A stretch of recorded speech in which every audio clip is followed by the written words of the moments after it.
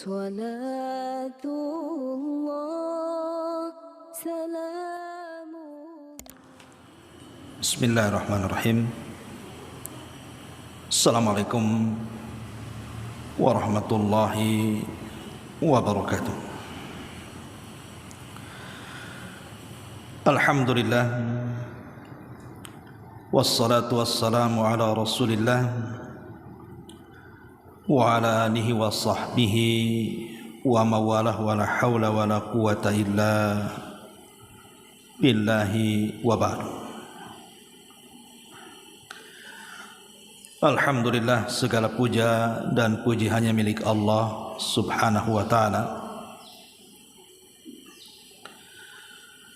Salawat dan juga salam tahdiahkan kepada Rasul kita Nabi besar Muhammad sallallahu alaihi wa ala alihi wasallam. Pembahasan di pagi menjelang siang ini kita akan membahas tentang tanda-tanda husnul khatimah dan beberapa kelompok yang terbebas dari fitnah kubur atau pertanyaan mungkar dan juga nakir. Apa saja tanda-tanda kematian yang indah dan apa saja amalan yang bisa menghindarkan kita dari fitnah kubur ini? Inilah yang kita akan bahas 1 jam ke depan. Ma'asyiral muslimat yang dimuliakan Allah subhanahu wa ta'ala, kematian yang indah itu saya kira diharapkan semua manusia, saya, ibu atau siapapun pasti ingin kematian kita itu diakhiri dengan keindahan. Tetapi kebanyakan di tengah-tengah kaum muslimin kita saksikan banyak kematian-kematian itu yang memprihatinkan. Ada yang sedang di atas kemaksiatan dia meninggal, mungkin dia sedang mabuk dia meninggal, kena narkoba dia meninggal, sedang berzina dia meninggal, sedang menipu dia meninggal, dan begitu seterusnya. Itu yang kita saksikan di sekitar kita. Tapi tak jarang juga kita saksikan ada orang-orang yang meninggal itu Masya Allah membuat cemburu bagi kita. Ada yang sedang sholat dia meninggal, ada yang sedang membaca Quran dia meninggal, ada yang sedang berjalan ke pengajian dia meninggal, dan begitu seterusnya. Tentu kematian ini dikembalikan kepada pilihan kita. Apakah kita ingin kematian kita su'ul khatimah atau husnul khatimah? Maka hakikatnya itu dikembalikan kepada kebiasaan kita. Kalau kebiasaan kita memang betul-betul dalam kehidupan ini ingin berubah, memperbaiki yang kurang baik, meningkatkan ketaatan dan ibadah kita kepada Allah setiap harinya, maka insyaallah kematian kita akan diakhiri dengan yang baik. Dan itu berdasarkan hadis.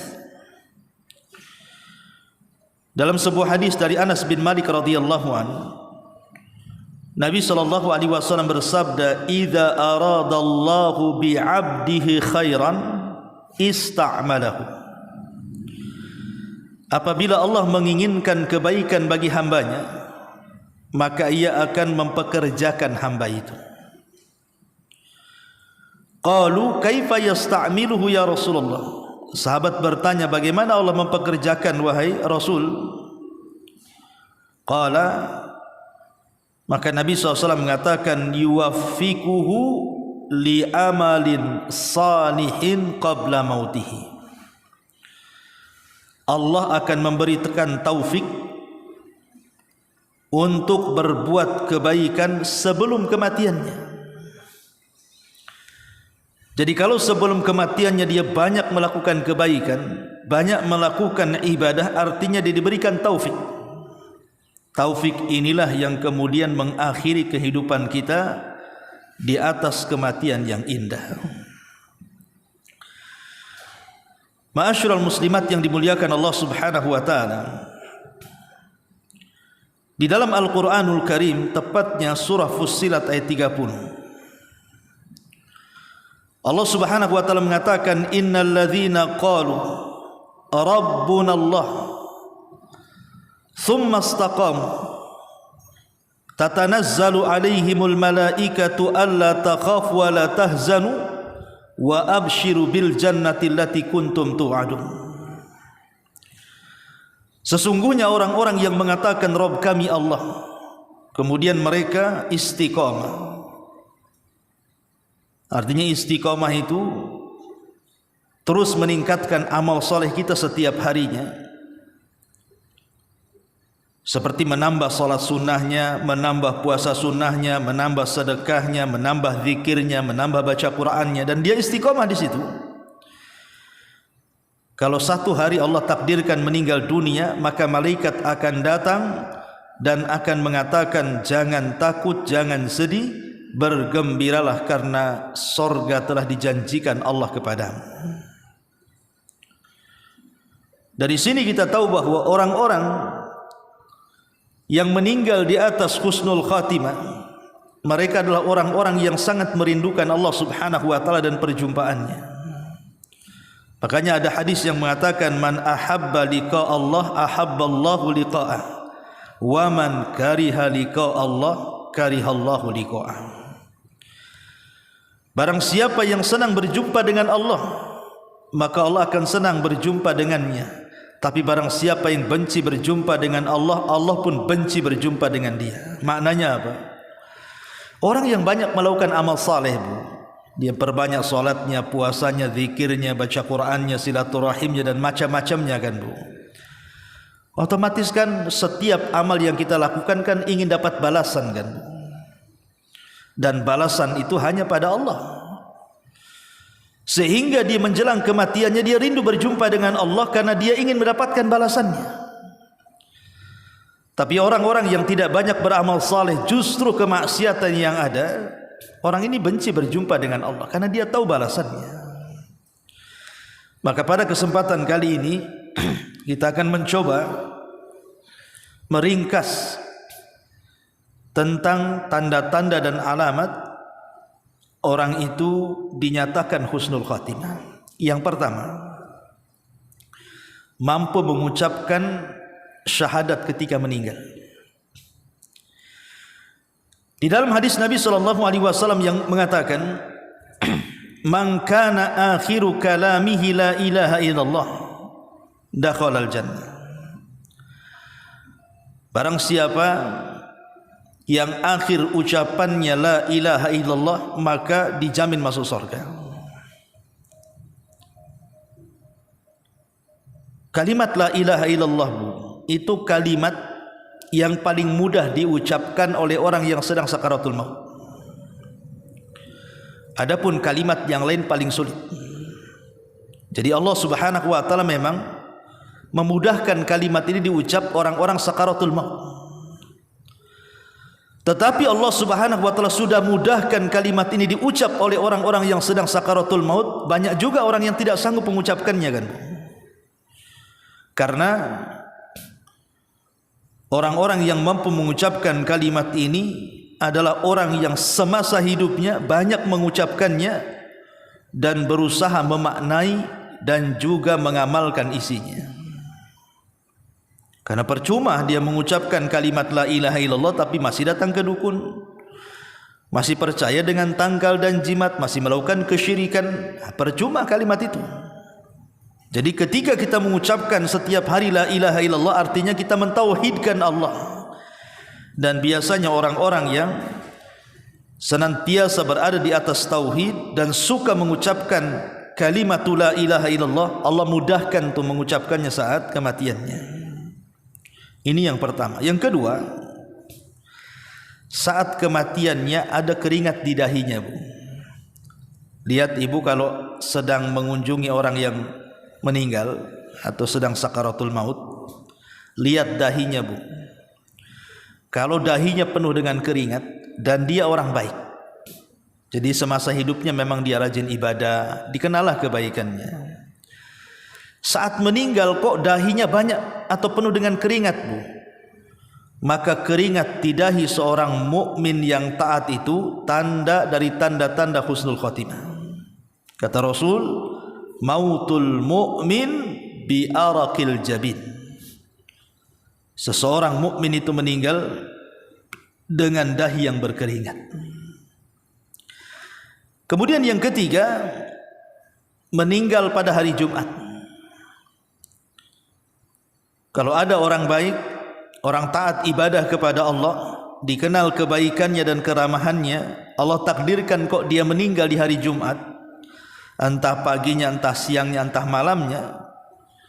Kata Nabi SAW, ma min muslim yamutu yaumal jum'ati aw lailatal jum'ati illa waqahu Allahu fitnatal qabri. Tidaklah seorang muslim meninggal dunia di hari atau di malam Jumat kecuali Allah akan menjaga dia dari fitnah kubur. Karena hari Jumat itu kan hari kemuliaan bagi kaum muslimin, Bu. Sayyidul ayyam, pemimpinnya hari-hari.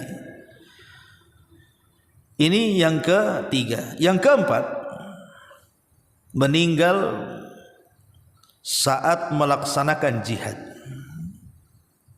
Meninggal saat melaksanakan jihad di jalan Allah Subhanahu wa taala.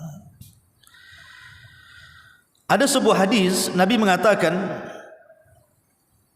ma ta'udduna syahida fikum, siapa yang terhitung orang-orang yang mati syahid di antara kalian? Qalu, maka sahabat mengatakan, ya Rasulullah, man qutila fi sabilillah fa huwa syahid. Siapapun, kata sahabat, yang terbunuh di jalan Allah maka dia syahid. Maka Rasul mengatakan, inna syuhada ummati idzan qalil. Kalau orang yang mati syahid itu orang yang mati ketika bertempur melawan musuh, kalau gitu para syuhada itu sedikit jumlahnya. Maka sahabat mengatakan, faman hum ya Rasul, kalau begitu siapa selain mereka wahai Rasul? Maka Nabi SAW mengatakan, man qutila fi sabilillah fahuwa syahid, wa man mata fi sabilillah fahuwa syahid, wa man mata fit ta'un fahuwa syahid, wa man mata fil batni fahuwa syahid, wal ghariqu syahidun. Kata Nabi SAW,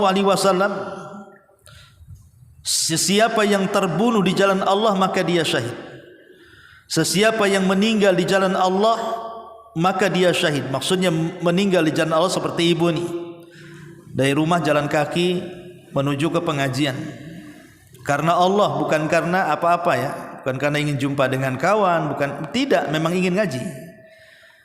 Allah takdirkan mungkin kecelakaan di jalan, kemudian meninggal, maka meninggalnya mati syahid karena ibu mau datang ke pengajian, atau ibu dari rumah ke sini kesandung, jatuh, meninggal pula, mati syahid. Tapi jangan disandung-sandungkan, Bu. Maksudnya tanpa sengaja tersandung, maka dia syahid. Sesiapa yang meninggal karena penyakit taun, sebuah wabah, maka dia syahid. Sesiapa yang meninggal karena penyakit perut, maka dia syahid. Dan sesiapa karena tenggelam maka dia syahid. Tentu maksudnya orang-orang yang baik kan, Bu. Maksudnya orang-orang yang rajin ibadah, orang yang taat. Allah takdirkan kematiannya seperti itu maksudnya ya. Kematiannya tenggelam, kematiannya karena sakit perut, kematiannya karena wabah, maka itu dianggap syahid ya. Termasuk juga yang kelima, meninggal karena tertimpa sesuatu. Kata Nabi SAW, asy-syuhada khamsatun, al-mat'un wal mabtun wal gharik wa sahibul hadmi wa syahidu fi sabilillah. Orang yang mati syahid ada 5. Orang yang mati karena penyakit wabah, orang yang mati karena sakit perut, orang yang mati karena tenggelam, orang yang mati karena tertimpa reruntuhan, dan orang yang mati syahid di jalan Allah. Umpamanya dia tukang bangunan, ya dia orang baik, taat. Allah takdirkan ketika dia bekerja di sebuah bangunan, roboh pula bangunan itu, karena dia mati syahid. Tukang-tukang itu kalau dia orang baik, kalau dia orang taat gitu ya, Allah takdirkan kematian seperti itu, insyaallah syahid. Atau mungkin karena gempa tiba-tiba roboh rumah, terkena runtuhan, atau seperti di Palestina dibom rumahnya akhirnya terkena runtuhan mati, itu syahid bu, kalau dia orang baik ya. Kemudian yang nomor 6, meninggal karena melahirkan. Nah, bagi ibu-ibu ya, kata Nabi SAW dalam sebuah hadis dari Ubadah ibn Samit radhiyallahu anhu menghabarkan tentang orang-orang yang mati syahid. Beliau bersabda, wal mar'atu yaqtuluha jam'a syahadat yajurruha waladuha bisararihi ilal jannah. Dan wanita yang meninggal karena melahirkan, maksudnya melahirkan anaknya, masuk golongan syahid, dan anak itu akan menarik dengan tali pusarnya orang tuanya ke dalam surga. Subhanallah bu ya. Jadi kalau Allah takdirkan ada orang sedang meregang nyawa karena melahirkan, Allah takdirkan meninggal ibunya atau meninggal dua-duanya, maka Rasul mengatakan anak itu akan menarik dengan tali pusarnya ibunya ke surga. Makanya kenapa kemudian ada keutamaan yang luar biasa bagi wanita-wanita dari mengandung sampai melahirkan. Kalaupun Allah Subhanahu wa taala takdirkan meninggal ketika melahirkan, maka wanita itu mati syahid. Tentu sekali lagi wanita yang taat ya. Wanita yang rajin salat, wanita yang rajin melakukan zikir, baca Quran, ibadah lah pokoknya. Allah takdirkan kok kematiannya seperti itu, maka dia mati syahid dan mati husnul khatimah. Kemudian yang nomor 7, meninggal karena terbakar atau radang selaput dada. Kata Nabi SAW, asyhadatu sab'un siwal qatli fi sabilillah. Al-mat'un syahidun wal ghariqu syahidun wa sahibu dhatil jambi syahidun wal mabtunu syahidun wa sahibul hariki syahidun walladhi yamutu tahtal hadmi syahidun wal mar'atu tamutu bi jum'i syahidatun. Orang syahid itu ada 7 kata Rasul. Mati terkena taun atau wabah, dia syahid. Mati karena tenggelam, dia syahid. Mati karena radang selaput dada, dia syahid. Mati karena penyakit perut, maka dia syahid. Mati karena terbakar, maka dia syahid. Mati karena terkena runtuhan bangunan, maka dia syahid. Dan wanita yang sedang melahirkan, maka dia syahid. Di sini juga disebut orang-orang yang terkena bakar. Ya, bisa saja kan terjadi kebakaran kan Bu. Ada satu perumahan terjadi kebakaran. Mungkin merembet akhirnya dari satu rumah jadi 2 rumah, 3 rumah, akhirnya banyak rumah terbakar. Nah kebetulan mungkin di salah satu rumah itu ada orang yang soleh atau wanita yang soleha. Allah takdirkan tidak diselamatkan, rupanya mati kena bakar, syahid. Mati kena bakar kalau dia orang baik atau wanita baik, maka dia mati syahid. Atau karena tadi, karena sakit dada. Karena sakit dada, jadi kena radang selaput dada, atau dalam bahasa Arabnya dzati jambin. Itu juga kalau memang orang baik terkena penyakit ini, maka dianggap mati syahid, artinya matinya baik. Ini nomor 7. Kemudian yang nomor 8, meninggal karena membela agama. Kata Nabi SAW, man qutila duna malihi fahuwa syahid, wa man qutila duna ahli fahuwa syahid, wa man qutila duna damihi fahuwa syahid, wa man qutila duna dinihi fahuwa syahid. Siapa yang terbunuh karena membela hartanya, membela keluarganya, membela darahnya atau membela agamanya, maka dia syahid. Jadi kalau seandainya kita membela agama kita seperti orang-orang Palestina, membela agama, mempertahankan Masjidil Aqsa, ya, atau siapapun yang membela agamanya, tidak rela kalau seandainya agamanya diinjak-injak, dia marah, kemudian dengan sebab membela agamanya dia terbunuh, syahid. Sebagaimana juga orang baik yang membela hartanya, yang membela keluarganya, umpamanya datang rampok ke rumah, mau bunuh anak kita, ibu lawan rampok itu, kemudian ibu pula kena parang sama rampok, matilah ibu. Ibu orang baik, tidak pernah meninggalkan salat wajib, maka kematian ibu mati syahid. Ini yang nomor 8. Nomor 9, meninggal karena menjaga wilayah perbatasan kaum muslimin.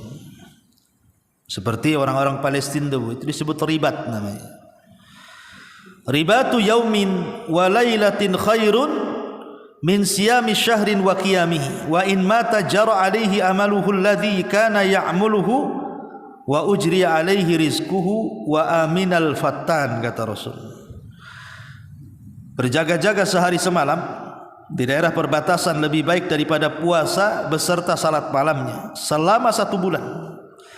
Seandainya dia meninggal, maka pahala amalnya yang telah ia perbuat akan terus mengalir dan akan diberikan rezeki baginya, dan dia terjaga dari fitnah kubur. Ini yang nomor 9. Yang nomor 10, meninggal saat melakukan amal perbuatan baik.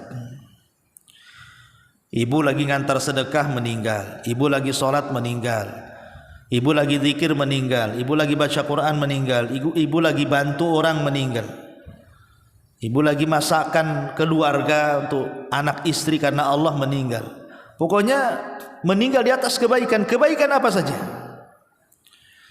Maka kebaikan apa saja kalau Allah takdirkan ibu meninggal dengan sebab itu, maka ibu diberikan kematian yang baik. Karena Rasul mengatakan sana'iul ma'ruf taqi masari as-su. Jadi perbuatan kebaikan itu bisa menghindarkan dari keburukan-keburukan, salah satunya su'ul khatimah. Inilah 10 tanda kalau ada pada diri kita, maka kita dianggap husnul khatimah. Ma'asyiral muslimat yang dimuliakan Allah Subhanahu wa taala. Kemudian yang kedua, pembahasan yang kita akan bahas adalah orang-orang yang mereka ketika meninggal dunia terbebas dari fitnah kubur. Ketika manusia saat meninggal dunia didatangi mungkar dan nakir, kemudian ditanya, man rabbuka, siapa Rabbmu, wa man nabiyuka, siapa nabimu, wa madinuka, apa agamamu, maka semua manusia harus menjawabnya. Kalau dia sanggup menjawab, sebagaimana Allah mengatakan, yutsabbitullahu alladhina amanu bil qauli tsabit. Allah tetapkan jawaban orang-orang yang beriman dengan jawaban yang mantap. Berarti orang ini selamatlah dari fitnah kubur. Dan Allah katakan, ang sadaqa abdi, hambaku telah benar, bentangkan kuburannya seluas mata memandang, bukakan pintu sorga, hantarkan seluruh nikmat sorga ke dalam kuburannya. Ini yang sanggup menjawab. Kalau dia tidak sanggup menjawab, ditanya siapa Rabbmu, dia tidak tahu. Ditanya siapa nabimu, dia tidak tahu. Ditanya apa agamamu, dia tidak tahu. Maka ketika Allah melihat hamba ini tidak sanggup menjawab dalam fitnah kubur, maka Allah mengatakan, ang kadzaba abdi, hambaku telah berdusta. Sempitkan kuburannya, hantarkan hawa panas dari neraka ke kuburannya, dan dia akan dipukul oleh malaikat yang kalau seandainya pukulannya itu diletakkan di gunung Uhud cukup menghancurkan gunung Uhud, kata Nabi. Berarti fitnah kubur ini menentukan kan selamat dan tidaknya manusia dalam kubur. imma dia masuk kepada azab kubur atau nikmat kubur. Makanya Utsman bin Affan apabila diingatkan soal fitnah kubur itu menangis dia. Ketika ditanya wa mayubkika ya Utsman, apa yang membuat anda menangis wahai Utsman? Maka Utsman mengatakan, celaka engkau, kuburan ini loh bisa menjadi raudun min riyadil jannah, taman dari taman-taman menuju taman sorga, atau hufratun min hufarin nar, bisa juga menjadi lubang menuju kita ke neraka. Jadi fitnah kubur ini sangat mengerikan. Makanya wajar kalau kita ini berlindung dari fitnah kubur ini setiap sholat kita kan. Lalu di sana ada individu, perorangan dari kaum muslimin, dari umat Islam itu yang tidak akan ditanya, Bu. Jadi ada orang-orang itu tidak akan ditanya, tidak akan disamperi mungkar nakir. Siapa mereka ini? Enak sekali mereka tidak ditanya mungkar nakir ini. Yang pertama, orang yang mati syahid. Orang yang mati syahid seperti mamanya sekarang para mujahidin yang ada di Palestina melawan Zionis Israel itu kan, Bu. Itulah para mujahidin itu, jelas-jelas yang diperangi adalah orang-orang kafir. Jadi kata Nabi SAW ketika seorang laki-laki bertanya kepada Rasulullah, ya Rasulullah, ma balul mu'minin yuftanuna fi kuburihim illa syahid. Kenapa orang-orang yang beriman itu mereka difitnah, ditanya oleh mungkar dan nakir, kecuali orang yang mati syahid kok enggak ditanya? Maka Rasul mengatakan, kafa bi bariqatis suyuf ala ra'sihim fitnah. Cukuplah kilatan-kilatan pedang bagi para syuhada itu menjadi fitnah di dunia. Jadi tidak ada fitnah lagi di kuburan. Jadi semasa dia perang dengan kilatan-kilatan pedang saja itu sudah menjadi fitnah bagi mereka. Jadi tidak akan terulang fitnahnya. Makanya para syuhada, orang-orang yang mati syahid, mereka terbebas dari fitnah kubur alias pertanyaan mungkar dan nakir. Ini yang pertama. Yang kedua, al-murabit. Murabit itu artinya orang-orang yang menjaga perbatasan daerah kaum muslimin dengan orang-orang kafir. Seperti orang-orang yang berada di jalur Gaza gitu kan. Jangan sampai kemudian musuh masuk. Maka jalur Gaza itu dijaga terus oleh kaum muslimin. Kalau seandainya Allah Subhanahu wa taala takdirkan ketika menjaga perbatasan kemudian dibunuh musuh, maka orang ini tidak akan terkena fitnah kubur. Karena Rasul yang mengatakan ribatu yaumin wa lailatin khairun min siyami syahrin wa qiyamihi wa in mata jara alaihi amaluhu alladhi kana ya'maluhu wa ujriya alaihi rizquhu wa aminal fattan. Berjuang sehari semalam lebih baik daripada puasa selama sebulan beserta salatnya. Jika ia mati, maka pahala amal yang telah ia lakukan akan tetap mengalir, rizkinya pun akan tetap berlangsung, dan dia akan terjaga dari fitnah. Maksudnya fitnah kubur. Ini yang kedua. Yang ketiga, para nabi. Para nabi tidak akan ditanya, karena salah satu pertanyaannya adalah soal nabi. Wa man nabiyuka, siapa nabimu? Sebagaimana hadis yang mengatakan ma kunta taqulu fi hadzal rajul. Bagaimana pendapat tentang orang ini, maksudnya nabi. Karena nabi adalah objek pertanyaan, berarti nabi tidak akan ditanya karena dia objek pertanyaannya. Maka yang ketiga, para nabi tidak akan ditanya. Kemudian yang keempat, anak kecil dan orang gila. Anak kecil dan orang gila. Tetapi menjadi perselisihan ulama memang. Pendapat yang pertama, bahwa anak kecil dan orang gila tetap ditanya. Ini pendapat Malikiyah dan Hanabilah, dan yang dipilih oleh Qurtubi dan yang dipilih oleh Ibnu Taimiyah. Tapi pendapat yang kedua, bahwa anak kecil dan orang gila tidak akan ditanya di kuburan mereka. Dan ini pendapat Syafi'iyah, sebagian Malikiyah dan Hanabilah, dan ini juga pendapat Al-Qadhi dan juga Ibnu Aqil, termasuk juga yang dikuatkan oleh Al-Imam Ibnu Utsaimin dan juga Syekh bin Baz rahimahullahu taala, bahwa mereka tidak akan ditanya. Ya, jadi kalau ibu tidak ingin ditanya malaikat, jadi orang gila, Bu. Kalau orang waras mesti ditanya. Tidak mungkin juga lah kita orang gila, nggak mau kan, Bu. Maka kalau kita akan ditanya, persiapkan dengan pertanyaan itu. Tapi kalau anak kecil meninggal dunia, ada yang mengatakan ditanya, ada yang mengatakan tidak ditanya. Kemudian yang nomor 5, as-siddiqin. Orang-orang yang jujur. Orang-orang yang selalu mengatakan kebenaran. Dan orang yang jujur itu langka. Sebagian ulama mengatakan bahwa di antara orang-orang yang tidak akan ditanya adalah siddiqun. Kenapa? Karena mereka lebih afdol dibandingkan syuhada dan orang-orang saleh. Makanya Allah mengatakan, ulaika ma'al ladzina an'amallahu minan nabiyyin was-siddiqin wasyuhada wassalihin. Mereka orang-orang yang diberikan nikmat dari kalangan para nabi, para siddiqin dan syuhada. Menunjukkan siddiqin lebih tinggi daripada syuhada. Kalau syuhada tidak ditanya, siddiqin jelas tidak akan ditanya, karena posisinya lebih tinggi dibandingkan para syuhada.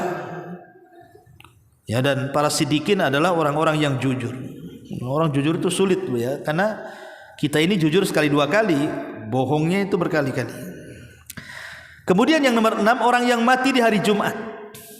Sebagian ulama mengatakan orang yang mati di hari Jumat, maka dia akan terbebas dari fitnah kubur berdasarkan hadis man mata yaumal jum'ati kutiba lahu ajru syahid wa wuqiya min fitnatil qabri.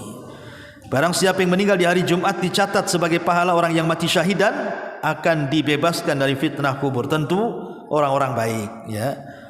Ya, kalau maling mati di hari Jumat ya sama aja. Ya, maksudnya orang baik gitu, Bu, ya. Orang yang taat, orang yang ahli ibadah, lagi baca Quran dia meninggal, Allah pilih di hari Jumat, itu maksudnya orang-orang yang terfitnah dari yang terbebas dari fitnah kubur. Dan yang nomor 7, mati karena sakit perut. Ada sebuah hadis dari Abdullah ibn Yasar. Jadi dia mengatakan, aku pernah duduk bersama Sulaiman ibn Surad dan Khalid ibn Urfutah. Mereka menyebutkan ada seseorang yang meninggal karena sakit perut. Keduanya berkeinginan untuk menyaksikan jenazahnya. Maka salah satu dari keduanya berkata kepada yang lainnya, bukankah Rasul yang bersabda, siapa saja yang meninggal karena sakit perut maka dia tidak akan disiksa dalam kuburnya. Lalu yang lainnya berkata, betul apa yang kamu ucapkan itu. Tentu ini orang baik juga, ya. Jadi kalau Allah pilih kematiannya seperti itu, berarti dia orang baik. Tapi kalau melakukan kejahatan dia mati karena sakit perut, ya nggak masuk dalam hadis ini. Maksudnya orang baik, orang taat yang Allah pilihkan kematiannya dengan sakit perut, maka akan terbebas dari fitnah kubur. Dan yang nomor 8, orang yang suka melazimkan baca surah Tabarak. Ibu baca surah Tabarak setiap malam. Tabarakalladzi biyadihil mulku wa huwa ala kulli syai'in qadir. Maka Nabi SAW mengatakan dalam sebuah hadis, hiyal munjiatu hiyal maniatu. Surah Tabarak adalah penyelamat dan dia adalah al-mani'ah yang mencegah dari azab kubur. Bahkan Rasul mengatakan suratun 30 ayat syafa'at li sahibiha min adzabil qabri. Satu surat terangkai dari 30 ayat akan menjadi syafaat bagi para pembacanya, bahkan akan selamat dari azab kubur. Kata Rasul, tabarakalladzi biyadihil mulku wa huwa ala kulli syai'in qadir. Inilah di antara 8 kelompok yang akan terbebas dari fitnah kubur atau pertanyaan mungkar dan nakir. Ma'asyiral muslimat yang dimuliakan Allah Subhanahu wa taala. Lalu amalan apa saja, Bu, supaya kita tidak terkena azab kubur itu? Bagaimana caranya? Karena mungkin di antara kita tidak seperti, anggaplah kita tidak mungkin terbebas dari pertanyaan mungkar dan nakir. Kalau Allah takdirkan kita bagian daripada orang-orang yang ditanya, karena ada 2 kelompok, Bu, yang tidak akan menjawab. Ingat, ada 2 kelompok ketika ditanya oleh mungkar dan nakir tidak akan menjawab. Mereka ditanya diam saja. Pertama orang kafir, dan yang kedua orang munafik, yang munafiknya ini sampai kepada tingkat kekufuran, namanya nifak akbar. Pertama orang kafir, yang kedua orang munafik, nifak akbar yang sampai keluar dari Islam. Dua kelompok ini tidak akan bisa jawab. Adapun seorang mukmin yang fasik, mungkin kayak kita lah kan, itu ya masih banyak melakukan kefasikan, tapi kita juga beriman. Tapi kadang-kadang keimanan kita ini berkurang karena kemaksiatan. Maka orang-orang yang seperti ini masih bisa menjawab. Dengan catatan Bu, satu, amalan yang bisa menyelamatkan dari azab kubur adalah bertauhid. Yang kedua, istiqomah di atas ketaatan. Yang ketiga, jaga sholat, zakat dan puasa. Yang keempat, berkeinginan kalaupun kita tidak bisa berperang, tapi ada keinginan untuk berperang di jalan Allah. Yang kelima, ar-ribat, menjaga perbatasan. Yang keenam, terus ta'awud, berlindung dari azab kubur dalam setiap salat kita. Kemudian yang nomor 7, banyak-banyak berdoa supaya kita terlepas dari azab kubur. Dan yang nomor 8, jauhi penyebab-penyebab yang mengakibatkan azab kubur, seperti ghibah, namimah, cebok nggak bersih dan begitu seterusnya. Itu kan penyebab-penyebab datangnya azab kubur. Wallahu a'lam bishawab. Ini diantara yang bisa saya sampaikan pada pembahasan di siang hari ini. Taib, sebelum saya tutup, kalau ada yang bertanya silakan.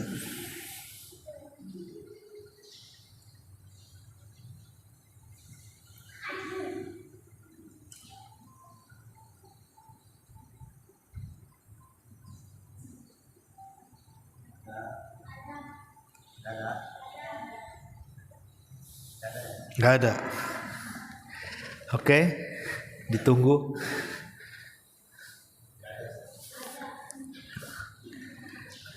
Iya. Apa ini? Bismillah, setiap mayit yang masuk ke kubur akan dihimpit dan dijepit. Apakah tidak terkecuali orang-orang yang beriman? Dan apakah itu azab kubur? Beda Bu, himpitan kubur dengan azab kubur beda. Kalau himpitan kubur itu disebut dogtatul qabri, dan itu pertama kali sebelum ditanya. Ketika orang masuk ke dalam kuburan Bu, kuburan itu langsung menghimpit kita, dan itu tidak dikecualikan. Mau orang kafir, mau orang yang beriman, mau orang baik, mau orang jahat, mau bayi, mau orang dewasa, semua terkena himpitan. Khusus untuk himpitan itu tidak akan selamat siapapun. Sampai bayi yang tidak berdosa saja kena himpitan. Makanya di zaman Rasul ada sahabat namanya Sa'ad ibn Rabi. Itu pemimpin Aus. Ya, Sa'ad ini pemimpin Aus. Sa'ad ibn Rabi. Dia yang mengislamkan satu kabilah Aus Bu. Bayangkan bagaimana jasanya dalam Islam, mengislamkan satu kabilah Bu, sampai akhirnya jadi orang-orang Ansor tuh. Itu berkas jasanya Sa'ad tuh. Saat kematian Sa'ad itu Bu, 70.000 malaikat turun dari langit mengantarkan jenazahnya, dan arsy Allah bergetar karena kematiannya. Tapi kata Rasulullah, kalau seandainya ada yang selamat dari himpitan kuburan, tentulah Sa'ad orangnya. Tapi Sa'ad pun tidak selamat, dia pun terkena himpitan. Kalau sekelas Sa'ad saja terkena himpitan, macam mana kita pula lah Bu? Maka kita pasti akan terkena himpitan. Cuman bedanya, kalau begitu apa bedanya himpitan kubur bagi orang yang beriman dengan orang kafir? Ulama menjawab, adapun himpitan bagi orang-orang kafir itu muqaddimah siksa bagi dia. Sebelum azab kubur itu disiksa dengan himpitan. Karena tanah yang menghimpit orang-orang kafir itu akan meretakkan seluruh persendian dan tulang-tulang dia, dan dia akan menjerit, dan tidak ada yang tahu sakitnya kecuali Allah. Saking sakitnya. Itu himpitan bagi orang-orang kafir. Tapi himpitan bagi orang-orang yang beriman tidak sama Bu. Himpitan bagi orang-orang yang beriman itu seolah-olah seorang ibu yang sedang merangkul bayinya. Coba bayangkan kalau ibu memeluk bayinya Bu, kan tidak mungkin bayi itu sampai kesakitan kan Bu. Ya seperti itulah ketika tanah menghimpit orang yang beriman, maka seolah-olah tanah itu ibu kita, karena kita berasal dari tanah dan kita akan kembali ke tanah, dan kita ini seolah-olah bayinya. Jadi tanah itu menghimpit kita seolah-olah seorang ibu menggendong ataupun merangkul anaknya, tidak terasa sakit. Itu himpitan kasih sayang bumi kepada kita. Itu kalau yang beriman. Tapi kalau semua terkena himpitan, ya semua terkena himpitan, wallahu a'lam. Ya, ini yang bisa disampaikan. Subhanakallah bihamdika, asyhadu an la ilaha illa anta, astaghfiruka wa atubu ilaik. Allahu ta'ala alam. Assalamualaikum warahmatullahi wabarakatuh. Walatullah salam.